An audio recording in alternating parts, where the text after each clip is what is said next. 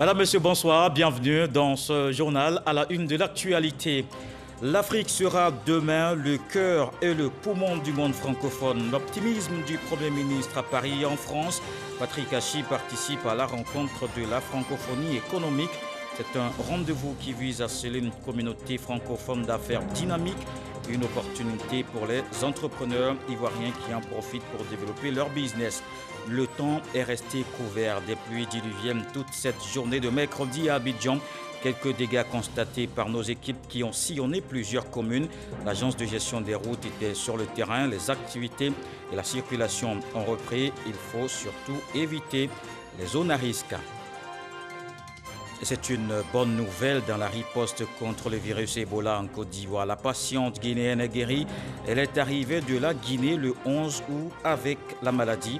Le comité de veille qui a donné l'information aux journalistes appelle à rester vigilants. La recherche des cas contacts continue. Et puis c'est l'une des principales articulations de ce congrès à Abidjan. L'Union postale universelle a un nouveau directeur général, Masahiko Mekoti, élu dès le premier tour. Le Japonais remplace le Kenyan Bishar Hussein qui est en fin de mandat. Une pluie diluvienne s'est abattue depuis ce matin sur tout le district d'Abidjan. Nos équipes ont sillonné des communes dans la capitale économique. Quelques dégâts constatés, notamment à Koumassi, Marcory et Cocody. En revanche, la rumeur qui annonçait l'affaissement du pont de la rivière Golfe est démentie par les autorités compétentes. Le directeur général de l'AGEROUTE était sur les lieux. On en reparle au cours de ce journal. Le temps de se rendre en France à Paris. Le Premier ministre prend part à la rencontre des entrepreneurs francophones. Un rendez-vous initié par le patronat français et face aux hommes d'affaires. Patrick Hachi a présenté toutes les opportunités d'affaires en Côte d'Ivoire, la sécurité, une bonne santé économique avec des indicateurs au vert. Le reportage de nos envoyés spéciaux, Sephora Zegui et Sam Kona. Hippodrome de Paris-Longchamp ce mardi 24 août à l'ouverture de la rencontre des entrepreneurs francophones. 600 chefs d'entreprise francophones de 31 nationalités présentes à ces assises économiques et financières pour sceller une communauté francophone d'affaires unique au monde. Une initiative privée d'entrepreneurs français pour essayer de créer des opportunités d'affaires entre les pays qui ont la langue française en commun. On a tous fait le constat que la France a perdu des parts de marché ces dernières décennies sur le continent africain. Et donc notre ambition, c'est de convaincre les entreprises françaises que leur développement passe par l'Afrique. Pour des raisons évidentes de proximité géographique, de proximité culturelle, de proximité historique, les entreprises françaises se doivent de s'installer sur le continent africain, d'y nouer des relations de confiance et de long terme. Et j'ai envie de dire que le continent africain est incontournable pour toute entreprise française qui aujourd'hui a une stratégie internationale. Au cœur de ces rencontres, comment construire une action efficace autour de la francophonie économique? À cette interrogation, le Premier ministre ivoirien Patrick Hachi a indiqué que l'Afrique est prête à prendre sa place au sein de l'espace francophone. Face à la pléthore d'entrepreneurs et représentants patronaux des pays de la francophonie, le Premier ministre ivoirien a expliqué la nécessité de renforcer les échanges économiques et les investissements entre pays francophones et plus particulièrement entre les investisseurs français et les pays du continent africain qui comptent le plus de locuteurs francophones dans le monde. En 20 ans, la France a perdu près de la moitié de ses parts de marché en Afrique, passant de 12 à 7%. Les exportations des entreprises françaises ont ainsi doublé sur un marché qui a quadruplé.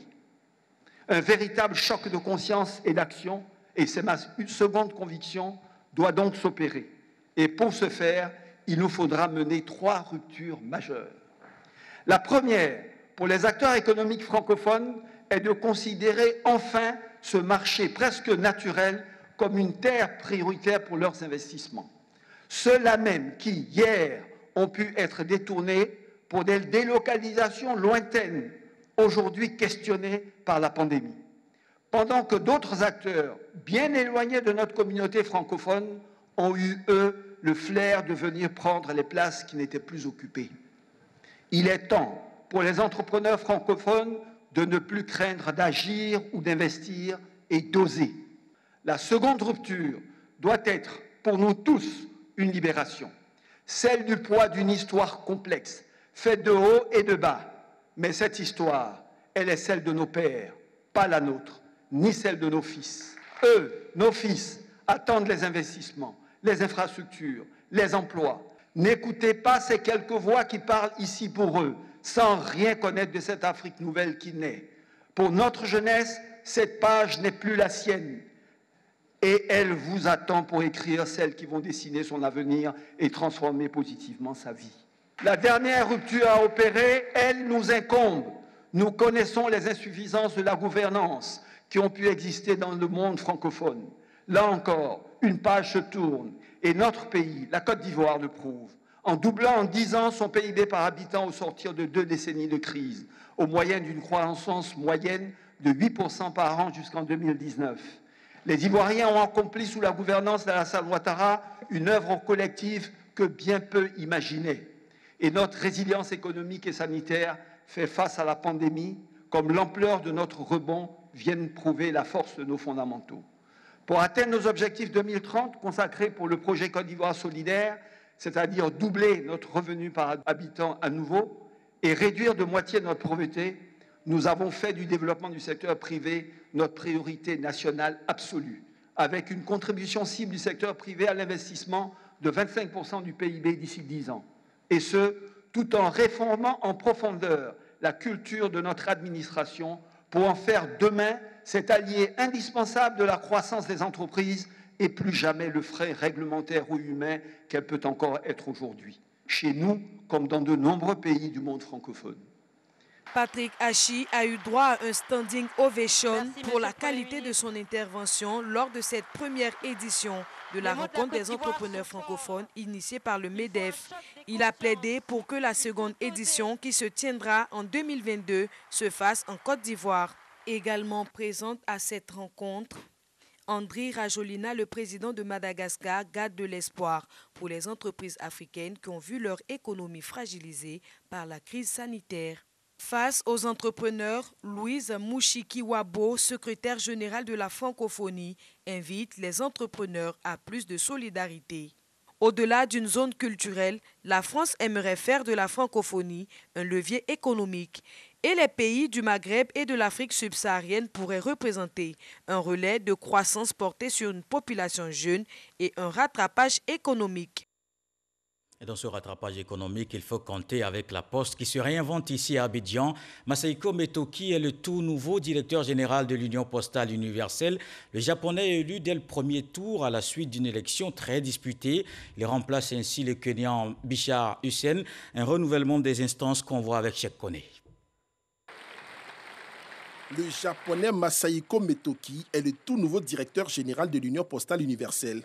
Il a été élu dès le premier tour avec 102 voix à la suite d'une élection qu'il a opposée à 2 autres candidats, le Suisse Pascal Clivas qui a obtenu 40 voix et 14 voix pour le Belge Jacques Amand. C'est donc le Japon qui va présider à la destinée de l'institution pour les 4 années à venir. Autre élection, celle du vice-directeur général. Elle a été remportée par le Slovène Marjan Oswald avec 86 voix contre 47 voix pour le Camerounais Younous Djibrine et 21 voix pour l'Argentine Marcela Maron. Ce second scrutin très serré s'est déroulé entre 2 tours pour départager les candidats ayant obtenu le plus de voix. Une élection transparente selon les participants qui ont salué le bon déroulement du scrutin. C'était des votes à bulletins secrets et chacun des pays a exprimé son droit de vote de façon démocratique mais secret. Donc la Côte d'Ivoire a choisi son directeur général et les résultats ont donné que Metoki est le directeur général de l'Union postale universelle, comme tous les autres pays. Quel que soit celui qui est élu, l'Union va continuer de marcher sur la base des textes, des règles et puis des sujets à l'ordre du jour puisque nous avons la stratégie postale d'Abidjan qui doit courir jusqu'en 2024. Nous félicitons le vainqueur et démontre là le leadership du Japon sur les questions postales à travers le monde. Nous le félicitons. Les 2 nouveaux dirigeants de l'UPU ont promis d'accélérer la mise en œuvre de la stratégie d'Abidjan pour les 4 prochaines années. Stratégie qui sera adoptée ce jeudi en plénière. Le président du Conseil économique, social, environnemental et culturel a reçu l'ambassadeur de Chine en Côte d'Ivoire. Eugène Akaouele et Wang Li ont évoqué des sujets liés à la coopération entre les deux pays. Les deux personnalités ont marqué leur accord pour travailler ensemble dans le cadre d'un partenariat pour le développement. Une pluie diluvienne s'est abattue depuis ce matin sur tout le district d'Abidjan. Nos équipes ont sillonné des communes de la capitale économique. Quelques dégâts constatés, notamment à Komassi, Marcory et Cocody. En revanche, la rumeur de l'affaissement du pont de la rivière Golfe est démentie. Le directeur général de l'AGEROUTE était sur les lieux. Le reportage de Jean-Marc Diadji. Il est 7 h du matin. Riviera, secteur 9 kg, dans la commune de Cocody. Des tas d'ordures ménagères jonchent le bitume, avec une circulation au ralenti. Preuve de la pluie diluvienne qui s'est abattue depuis 4 h du matin sur toutes les communes du district d'Abidjan. Les populations ont pu éviter le pire. Quand c'est arrivé, il y avait beaucoup de saleté. Bon, l'eau est resté peu, ça a rentré dans mon magasin. Quand mon collègue est là, il a pu m'appeler que l'eau voulait rentrer. Donc ici, c'est arrivé tôt. Par la grâce de Dieu, l'eau n'a pas rentré. À quelques kilomètres de là, à la Riviera Palmeraie, non loin de la rue Ministre, les effets de cette pluie ont eu un impact sur le trafic routier. Les gares de taxis communaux tournent progressivement. La pluie nous a empêchés de travailler parce qu'aucun véhicule ne peut circuler, parce que la voie était coupée à deux. On ne peut pas descendre, on ne peut pas remonter aussi. Et maintenant, les gens commencent à sortir. À la Riviera Golfe, le directeur de l'agence de gestion des routes est sur le chantier du pont. L'infrastructure aurait cédé sous la pression de cette pluie diluvienne selon les réseaux sociaux. Les passerelles de déviation sont sous contrôle, il explique. Il n'en est rien, l'ouvrage il est là, il est en construction, il fonctionne très bien, les déviations aussi sont là, elles sont bien entretenues. Donc pour dire que ce qui se raconte sur les réseaux sociaux, c'est vraiment de la désinformation. Donc nous sommes là, nos équipes sont là, elles sont présentes, elles vont intervenir en cas de besoin. Au vu du volume des précipitations enregistrées toute la matinée, la Société ivoirienne de météorologie rassure. Nous avons mesuré depuis 0 h du matin jusqu'à 10 h, 11 h pour toute la ville d'Abidjan, pour chacune des communes, entre 30 mm de pluie et 50 mm de pluie. Mais il faut indiquer que le seuil critique est de 60 mm de pluie. Nous sommes vers la fin de la phase intermédiaire de la saison. Nous allons rentrer progressivement dans la petite saison des pluies. Des rues inondées ont été constatées dans certaines communes à Abidjan.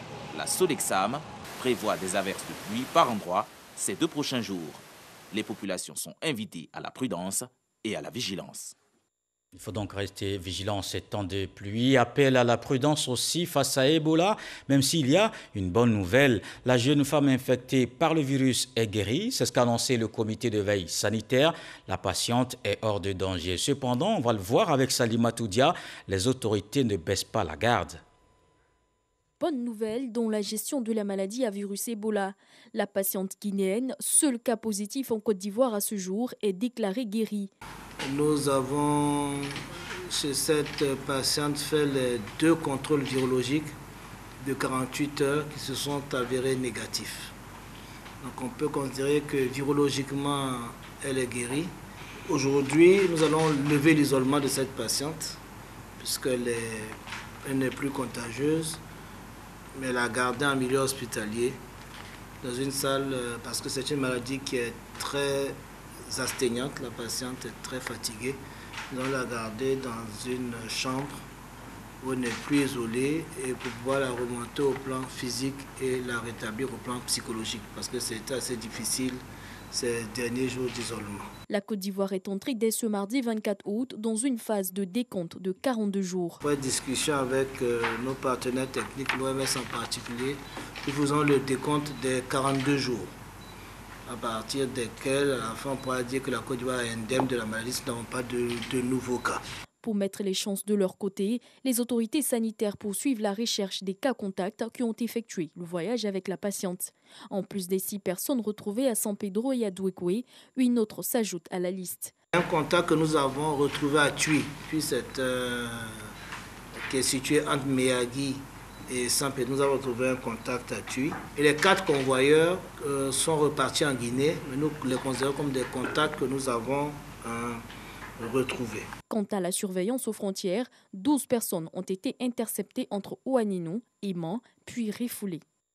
Et voici un outil qui peut aider dans la lutte contre les pandémies. L'Institut de l'hygiène publique présente à FIA une plateforme digitale pour surveiller les maladies respiratoires. Elle permet de recueillir régulièrement des informations afin de détecter plus vite les cas. L'autre avantage, c'est que les décideurs peuvent désormais mieux réagir quant aux mesures de prévention. On retrouve Salima Toudia. C'est un nouvel outil de la stratégie de surveillance sanitaire digitale. AFIA, un outil numérique qui vise à recueillir de façon hebdomadaire des données sanitaires auprès des populations.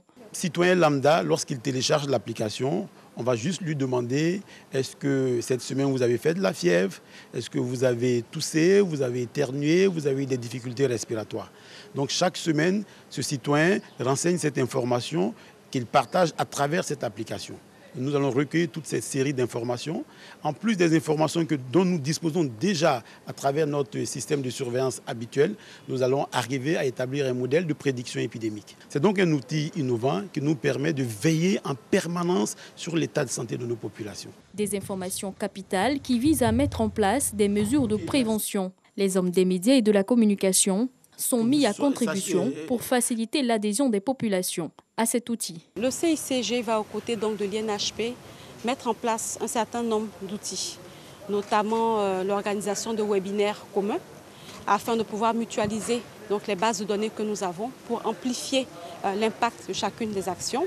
Nous allons également nous appuyer avec nos réseaux de partenaires, notamment la Croix-Rouge, les partenaires au développement avec lesquels nous interagissons au quotidien, afin de véritablement intégrer donc, cette plateforme dans les habitudes et les usages donc, des citoyens.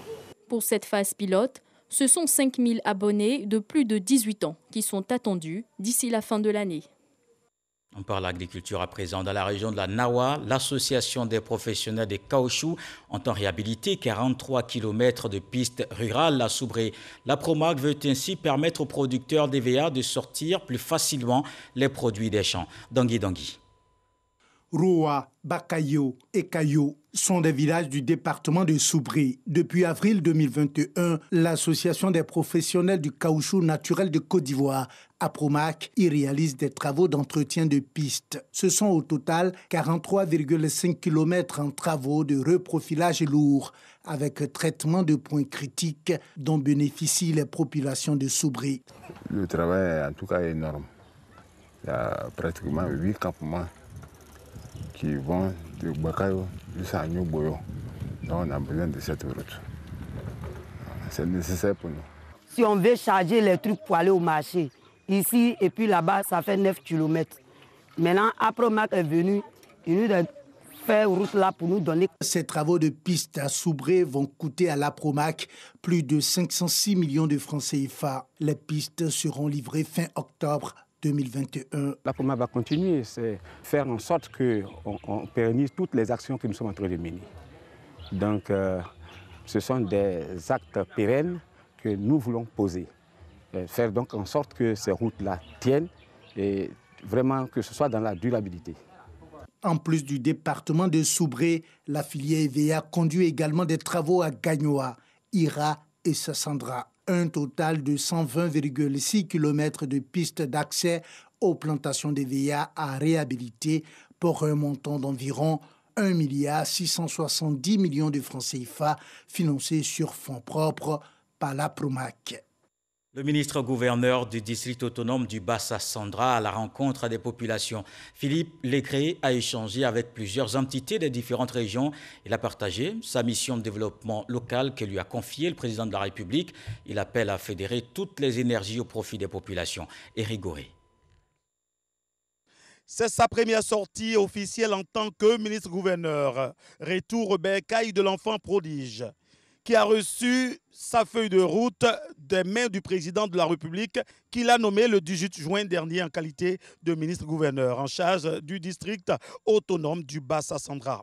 Philippe Dakpa Légré choisit San Pedro et Sassandra pour cet événement historique. Les populations Néo, Godier, Bakoué et Kodia sont représentées pour être témoins de cet événement.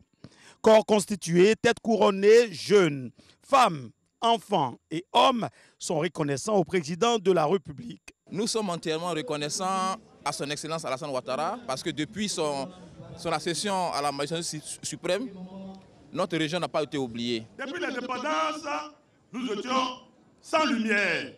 Aujourd'hui, tous nos villages sont presque électrifiés. Monsieur le Légré, dites au président que nous sommes avec lui, parce que nous sommes pour le développement. Prenant la parole, le ministre-gouverneur a invité les populations du district autonome du Bassa-Sandra à l'entente avant de définir sa mission. Lors de cette tournée-là, donner notre programme d'activité, parce que nous avons un programme d'activité d'ici que nous allons exécuter avant décembre. C'est lui de faire une tournée encore dans tous les départements.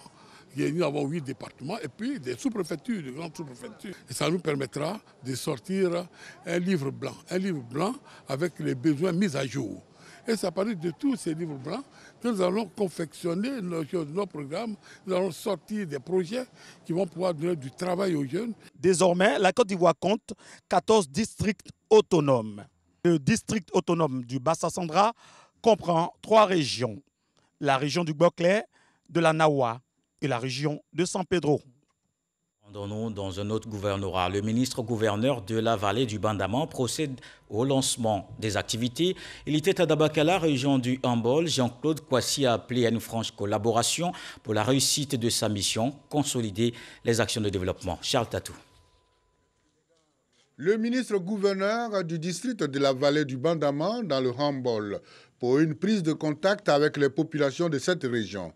Et c'est la ville de Dabakala, théâtre de cette rencontre.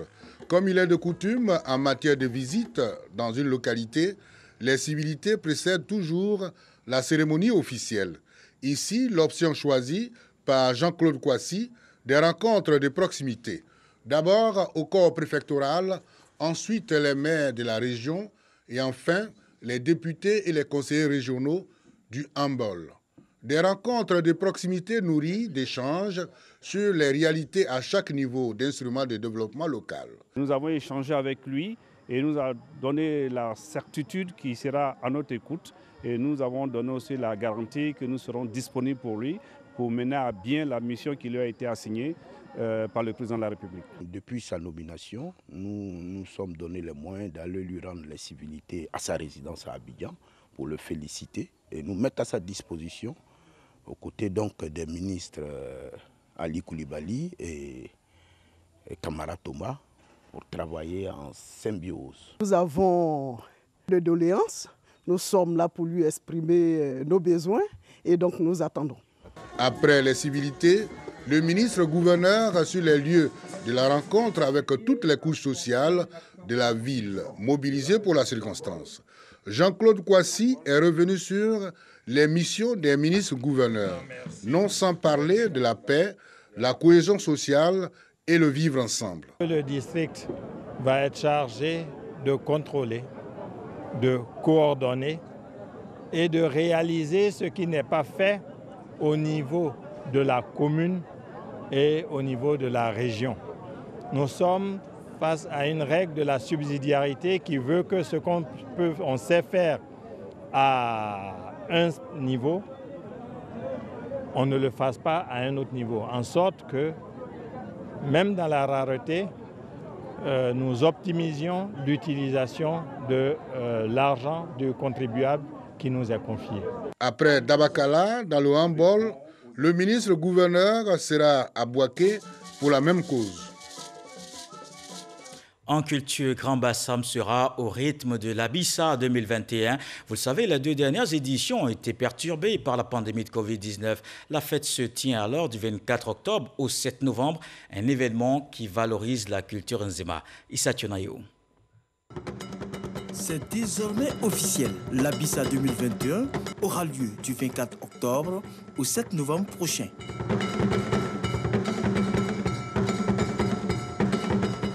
L'information a été donnée ce week-end à Grand Bassam au cours d'une cérémonie de lancement. Si l'année dernière, les populations ont eu droit à un Abissa exceptionnel qui s'est déroulé sur un seul jour du fait du coronavirus, cette année, le déroulé normal va se faire tout en respectant les mesures barrières. Le roi nous avait dit qu'il va falloir qu'on s'habitue à vivre avec. Donc depuis 1 an, nous avons à travailler sur ce défi qui est de dire organiser un Abissa en période de pandémie. Ça veut dire prendre en compte de nouveaux critères. critères de gestes barrières, critères de sécurité sanitaire, critères aussi d'apprentissage de ce qui se fait au niveau mondial, de qu'est-ce qui est disponible aujourd'hui.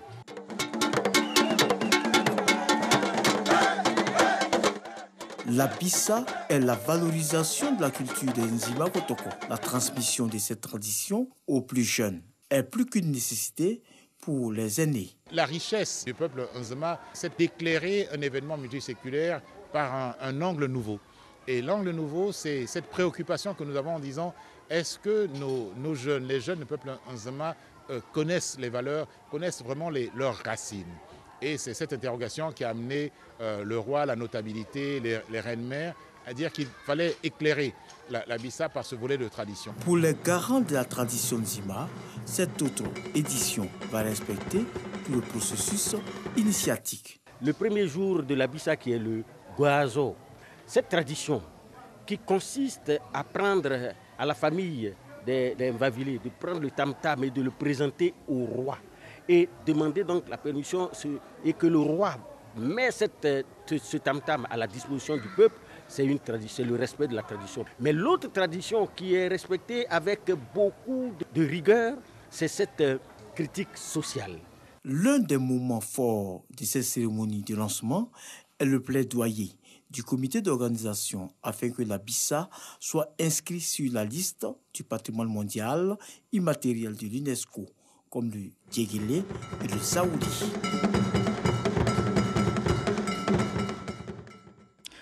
Cette page noire dans le domaine musical en Côte d'Ivoire. Parfait, Francis Tareg Eskeli n'est plus. L'artiste ivoirien de coupé-décalé est décédé dans une clinique à Bouaké, c'est dans le centre du pays.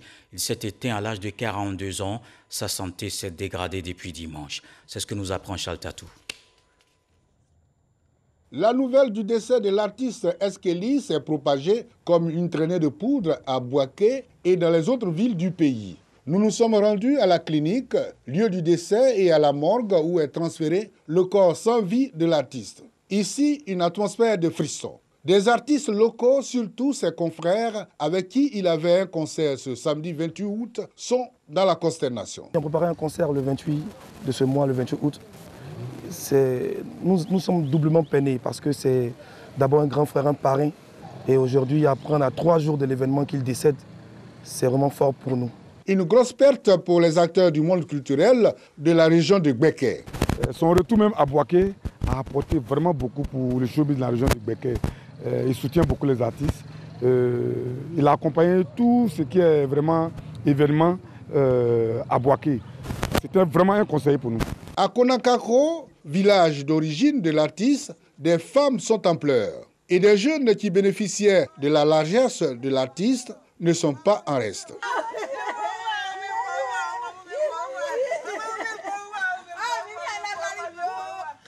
Il aidait tous ceux qui étaient dans le besoin.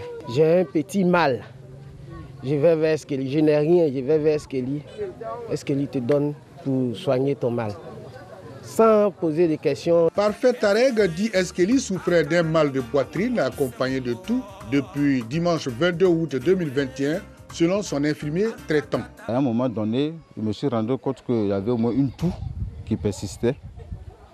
Alors je lui avais dit d'arrêter de prendre la cigarette et de l'alcool parce que son état vraiment n'est pas beaucoup rassurant. Je suis reparti encore sur lui à la maison et j'ai vu qu'il était un peu soufflé. Voilà, c'est ça, bon, il a demandé qu'on le fasse partir à la clinique. Eskeli s'est éteint à l'âge de 42 ans. Il avait plusieurs chansons. Les plus célèbres sont Konami, Ma copine Ekpata et Mohamed Ali. Ainsi se referme la vie sur l'artiste. Dans le reste de l'actualité, l'Algérie rompt ses relations diplomatiques avec le Maroc, une décision qui marque une nouvelle étape après des semaines de tensions entre les deux pays. Le ministère marocain des Affaires étrangères regrette, je cite, une décision complètement injustifiée mais attendue. La présidence algérienne avait annoncé le 18 août dernier vouloir revoir ses relations avec Rabat, l'accusant d'être impliqué dans les incendies meurtriers qui ont ravagé le nord du pays et fait au moins 90 morts. En ce qui concerne le mouvement de personnes entre les deux pays, Alger a affirmé mardi que les consulats des deux pays restent ouverts. Attention Covid-19, vous allez le voir, les chiffres continuent de grimper. «